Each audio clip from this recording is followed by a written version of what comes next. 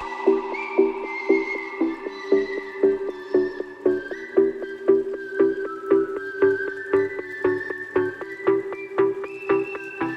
à tous et bienvenue dans l'émission On est bien chez toi et les bons ton café by FCE Cannes Côte d'Azur, présenté par moi-même Emmanuel Rochard. Et aujourd'hui, on a l'honneur d'être reçu chez Isabelle Gauthier dans son salon sur son canapé. Bonjour Isabelle. Et bonjour Emmanuel. Alors, je vous rappelle le concept très simple de l'émission. Nous allons passer un moment entre filles. Je vais poser quelques questions à Isabelle pour en apprendre un petit peu plus sur sa vie personnelle, mais aussi professionnelle en tant que chef d'entreprise, sa vision, ses valeurs, qu'est-ce qui l'anime au quotidien. N'hésitez pas surtout, si vous avez des questions, à rebondir en commentaire. On se fera un plaisir avec Isabelle de vous répondre au fur et à mesure. Donc si tu es prête Isabelle, on va commencer l'émission. Avec plaisir. Allez, c'est parti. Jingle.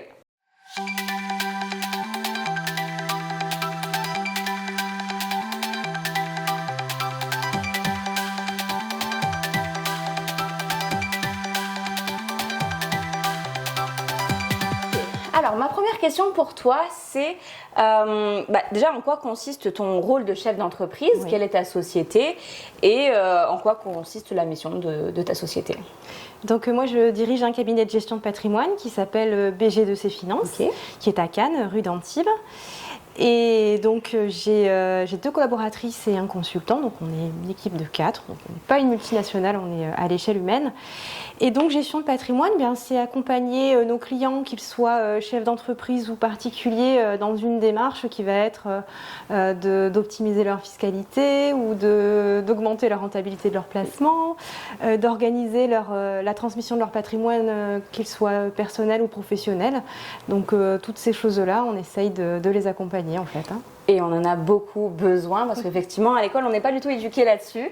Donc c'est vraiment un point clé. Comment tout a commencé? Comment on devient chef d'entreprise? Qu'est-ce qui s'est passé? Comment on devient chef d'entreprise? Je ne sais pas moi. Dans la gestion de patrimoine, en fait, une fois que j'ai été dans le monde de la gestion de patrimoine, j'ai eu la chance pendant mes études, de côtoyer des directeurs de cabinet de gestion de patrimoine. Et j'ai commencé en banque, mais le fait de m'être fait des amis en fait dans le milieu fait que j'ai eu une proposition assez rapidement pour rejoindre quelqu'un avec qui j'avais fait mes études. Et du coup, ça s'est fait un petit peu naturellement comme ça, par aussi le canal du conseil, puisque moi, la banque commençait à me déplaire parce qu'on faisait de moins en moins de conseils, de plus en plus de ventes, et c'était pas mon objectif. Moi, j'étais plus dans le conseil. Dans le conseil, tout à fait. Quel est ton parcours? Quelles ont été tes études pour en arriver jusqu'ici? Alors, j'ai fait des études un peu particulières, mais j'ai fait donc Hippocagne. Ok. Après, j'ai rejoint la fac de droit et en parallèle, j'ai fait des études d'italien. Et après la maîtrise de droit que j'ai obtenue, donc c'est une maîtrise de droit privé, j'ai rejoint une école de commerce en fait en gestion de patrimoine et expertise immobilière. D'accord. Un master qui s'appelle l'IMPI, qui existe toujours je pense, qui est assez célèbre, qui était à Bordeaux et Paris. D'accord. Et voilà, donc j'ai fait un cursus un peu... Donc t'es pas du tout de la région à la base. D'accord, ok, oui, Bordeaux, Paris, puis après elle est redescendue Voilà. Cannes, etc. Ok, d'accord. Pas du tout. Un petit oiseau migrateur, ça marche. Voilà. Quel était ton rêve de petite fille, le métier que tu voulais faire quand tu étais plus jeune, le truc qui te plaisait à fond, etc. Moi, je voulais faire pâtissière. Pâtissière. Alors, comment on passe de pâtissière à faire de la gestion de patrimoine? Qu'est-ce qui s'est passé? Écoute, je crois que je me suis rendu compte que j'étais pas faite pour faire des gâteaux. Est-ce que tu cuisines toujours des gâteaux pour ta famille ou même pas du tout? Si, tu vois, il y a des cookies. Il y a des cookies. C'est vrai qu'elle a fait des petits cookies. C'est vrai. Mais non, je crois que mes talents s'arrêtent à peu près aux cookies. Aux cookies, d'accord. C'est déjà pas mal. Moi, j'ai appris récemment à faire des cookies aussi, c'est sympa. Mais oui, voilà. Effectivement, ça s'arrête là. J'ai appris à cuisiner pendant le Covid, comme beaucoup de gens, bien évidemment. Ok. Quelle est ta plus belle réussite, ce qui te rend le plus fière aujourd'hui? La plus belle réussite, je pense que c'est ce grand écart que j'ai fait probablement parce que du coup j'avais une maîtrise d'histoire du droit. Oui. Ah oui, j'ai fait Sciences Po aussi pendant l'histoire. D'accord, ok. J'ai oublié. Donc oui, du coup, je suis passée d'histoire du droit à la finance. Je connaissais rien, je savais pas ce que c'était une action et une obligation. Donc et je suis rentrée directement en master 2, donc j'avais pas de liaison et je n'avais aucune connaissance, aucune compétence sur le sujet.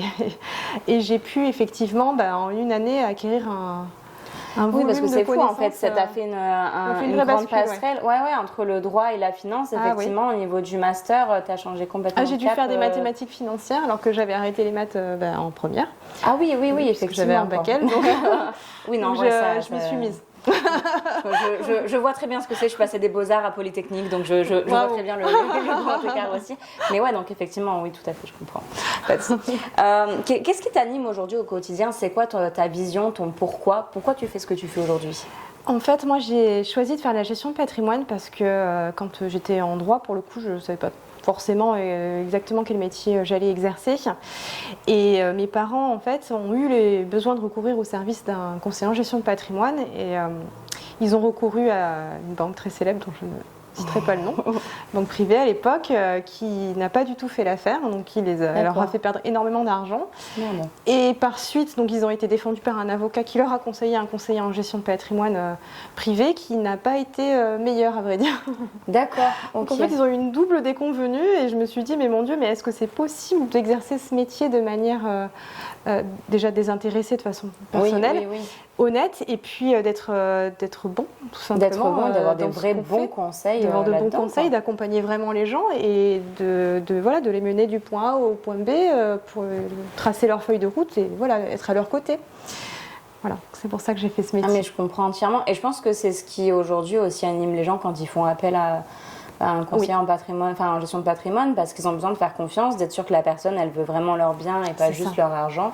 Et effectivement, je pense que c'est une vraie motivation. Donc si c'est la tienne de base, effectivement. C'est la mienne, ça a été la raison pour laquelle je me suis plongée dans ce. Moi, du coup, c'est plus un mal pour un bien. Ça t'a fait bifurquer. Quelle a été ta plus grande sortie de zone de confort? Du coup, j'en ai eu beaucoup. Je pense que c'est quand je suis passée des lettres aux chiffres, c'était une belle sortie de zone de confort. Une belle sortie de zone de confort. C'est marrant parce que du coup, ce qui te rend à la fois le plus fier, c'est ce qui t'a à la fois le plus perturbé, mis en difficulté. Ça, moi, je pousse toujours les gens à sortir de leur zone de confort. Genre, dis les leçons qu'on en apprend, elles sont toujours les plus belles. Donc, franchement. C'est vrai. Tout à fait. Bon, ça, on est carrément d'accord là-dessus. D'ailleurs, en parlant de sortie de zone de confort, j'ai ouï dire que tu as des enfants, donc tu as une vie de famille, donc tu as à la fois ce rôle de chef d'entreprise et de chef de famille aussi. Comment tu fais? Comment tu gères tout? Quel conseil tu pourrais donner aux futures jeunes femmes qui veulent entreprendre et qui sont mamans, ou quand on est déjà chef d'entreprise et qu'on devient maman, ce qui est mon cas aussi? Je t'écoute. Comment tu fais? Comment je fais? Je sais pas, mais en tout cas, j'ai appris à ne pas me culpabiliser. Parce qu'en fait, la société te culpabilise quand même un petit peu en me disant mais t'es la maman, tu travailles le mercredi? Et les trois quarts des gens, mais je suppose que tu travailles pas le mercredi. Si, je travaille le mercredi et des fois je travaille tard. Aussi, et ça veut pas dire que je néglige mes enfants pour autant. Je veux dire, aujourd'hui, je pense que l'homme s'est aussi modernisé. Et le papa fait beaucoup, fait énormément. Et moi, mon mari, c'est le cas. Il s'investit mais considérablement pour l'éducation de nos enfants et puis pour les tâches ménagères, etc. Donc on est un vrai couple, on a un vrai partenariat. C'est aussi comme ça que ça fonctionne. Et je pense qu'il faut travailler sur notre propre image aussi de la femme et de la mère et pas se dire mais je suis moins bonne mère parce que je fais pas les sorties scolaires. Non, c'est pas le cas. C'est pas la même chose, effectivement. Mais c'est des questions qu'on nous pose que à nous les femmes. Enfin, au papa, on lui pose pas la question. Alors, tu travailles le mercredi, mais comment ça se fait? Alors que, comme tu as dit, c'est un binôme, quoi. Donc c'est 50-50 et on s'investit dans le couple, etc. Non, mais au contraire, lui, quand s'il prend un congé, j'en sais rien, paternité ou pour enfant malade ou etc., on va se dire c'est sa femme qui porte la culotte. Donc il a une autre forme de mépris en fait. Donc non, je pense que la position de l'homme n'est pas forcément plus facile à... Plus facile, non, tout à fait. Mais c'est important que les deux... souvent, vous m'avez répondu ça, à l'importance du binôme et du soutien dans le couple, etc. Moi, je suis très admirative des femmes qui arrivent à gérer leur entreprise et à éduquer et à élever seules leurs enfants. Là, parce que là, pour le coup... elles prennent vraiment sur elles. Pour le coup, je pense c'est une autre gestion. Je pense encore. J'en ai pas eu encore, mais je hâte... Donc les filles, s'il y en a parmi vous qui sont maman solo et chef d'entreprise, on veut savoir comment vous faites, vu que on a besoin de d'autres challenge. steps, ouais, un vrai challenge, tout à fait, etc. Et, tout à fait. Tu fais partie aussi d'une autre famille, les FCE, Exactement. donc les femmes chefs d'entreprise. Depuis combien de temps fais-tu partie de la délégation de Cannes et est-ce qu'il y a un rôle particulier que tu joues dans la délégation et comment tu les as rejoints? Alors, moi c'était en 2016, donc ça fait 8 ans. Oui, tout à fait. J'étais enceinte de mon deuxième enfant, donc j'ai été intronisée, j'avais un ventre jusque-là. C'était magnifique.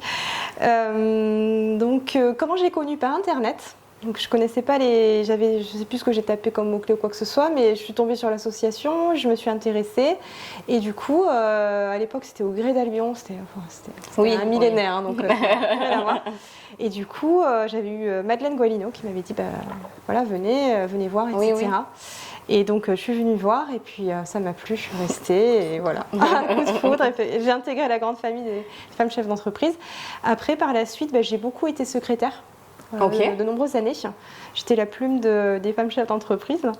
Et puis aujourd'hui, j'ai moins de rôles. Je fais les 8 events, comme tu le sais. Oui, tout à fait. Ça reste notre petite plume secrète pour l'annonce de nos événements. Je suis la plume cachée. Et c'est à peu près tout. Oui, parce que c'est une autre casquette que tu as, mais que tu ne nous as pas dit. Tu as gardé quand même l'aspect un peu lettre de ton profil, parce que tu écris toujours, notamment. J'écris toujours, oui. Je publie dans la presse financière. Oui, effectivement, j'écris des articles quand je... Elle n'a pas abandonné les lettres. Elle est passée au chiffre, mais elle n'a pas abandonné les lettres. On n'abandonne jamais ses premiers amours. Non, mais c'est vrai, souvent quand il y a quelque chose qui nous anime, au final, ça revient, quoi. Même si on passe à autre chose, si c'est à l'intérieur de nous, ça reste quand même. Puis c'est un plus qu'on peut réintégrer dans son propre métier, tout à fait. Tu as su lier les deux, de toute manière. Donc, quel est ton combat qui te tient le plus à cœur? Alors, moi, je m'intéresse pas mal à la dyspraxie. Okay. C'est de la famille des 10. Oui. C'est moins connu. En fait, on connaît beaucoup la dyslexie ou la dyscalculie. Dyscalculie, oui. La dyspraxie, en fait, elle touche les mouvements, tout ce qui est coordination. D'accord. Donc, en fait, c'est pour tout ce qui est graphie, en fait, c'est compliqué. Écrire à la main, écrire à l'ordinateur, ça va, mais écrire à la main, c'est assez compliqué. Tout ce qui va demander une succession de mouvements est compliqué, en fait, pour les enfants qui sont dyspraxiques. Et il y a des associations, il y a Dyspraxique mais Fantastique, et c'est vrai que du coup, ça explique et ça essaye, ça popularise les concepts. Ça permet de voir que non, l'enfant il n'est pas forcément maladroit, c'est juste qu'il a aussi d'autres problèmes d'appréciation de ses mouvements dans l'espace et qu'il faut aussi l'accompagner. Ok, d'accord. Pourquoi ce combat en particulier? Est-ce qu'il y a un truc qui te touche plus? Parce qu'en fait, je suis un enfant dyspraxique. D'accord, ok. Oui, bien sûr, on a envie d'aller dans ce combat-là pour changer le regard aussi des gens là-dessus. Et puis expliquer qu'aux parents que c'est pas une fatalité non plus, qu'on peut aussi un peu progresser dans les limites du supportable, que voilà, c'est... Ok, très bien. Quelle est la personne qui t'inspire le plus? Alors moi, c'est Beaumarchais. D'accord, pourquoi? Parce qu'en fait, c'est un homme qui est fantastique et qui a eu 1000 vies. Il a été, à la base, il était horloger du roi. Il a été maître de musique pour les filles de Louis XV. C'était quelqu'un qui s'intéressait à ça. Bon, il est célèbre quand même pour avoir écrit... le mariage de Figaro, etc. C'est un homme de théâtre. Il a été diplomate. C'est lui qui avait été chargé de récupérer les écrits du chevalier d'Éon en Angleterre. Donc, il était diplomate en Angleterre, en Espagne. Il a aussi fait du trafic d'armes aussi, si je m'amuse. Il a eu 1000 vies. Il a été financier à un moment donné. Ah oui. C'était un gars qui a... Un petit profil multipotentiel de l'époque, quoi. De l'époque, et qui est parti quand même... il n'avait pas forcément une position très enviable. Et il a su se construire 1000 vies... Oui, effectivement, très inspirant. Tout à fait. Eh bien, on arrive à la dernière question, à la question secrète, la fameuse qui vous perturbe un peu toutes. On a beaucoup parlé de ton passé, de ton présent. Aujourd'hui, je vais t'amener dans ton futur le plus lointain possible. Oui. D'accord. Je vais te demander de te projeter le jour de ton enterrement. Donc, je te souhaite bien sûr le plus lointain possible. En imaginant que tu as eu la vie que tu rêvais, sans regret, tu as accompli tes objectifs, tes rêves, etc. Donc, c'est juste la fin du livre, d'accord? Et puis, ce jour-là, il y a toujours tous les proches qui viennent faire un dernier hommage à la défunte. Et ce jour-là, tu peux assister à ton enterrement et tu peux écouter ce qu'ils vont dire. Et donc, ma petite question de petite souris, c'est qu'est-ce que tu penses que tes proches diraient de toi ce jour-là, ou en tout cas, qu'est-ce que tu souhaiterais qu'ils disent de toi ce jour-là? Donc, proches, enfants, cousins, cousines, amis d'assaut, collègues de boulot, ce que tu veux, enfin voilà quoi, amis de jogging. Donc, de façon générale, qu'est-ce qu'ils diraient, ou en tout cas, qu'est-ce qu'ils diraient que j'ai toujours essayé de faire le bien autour de moi, donc je pense que c'est ce qui ressortira aussi. Et surtout, j'espère que ça sera un moment joyeux, que ce ne sera pas un enterrement triste. J'espère que ce sera des moments de rire et de joie, parce que j'ai essayé de répandre la joie moi-même de mon vivant, donc j'espère que ce sera le cas et qu'ils passeront un bon moment et ça ne sera pas juste des larmes et de la tristesse.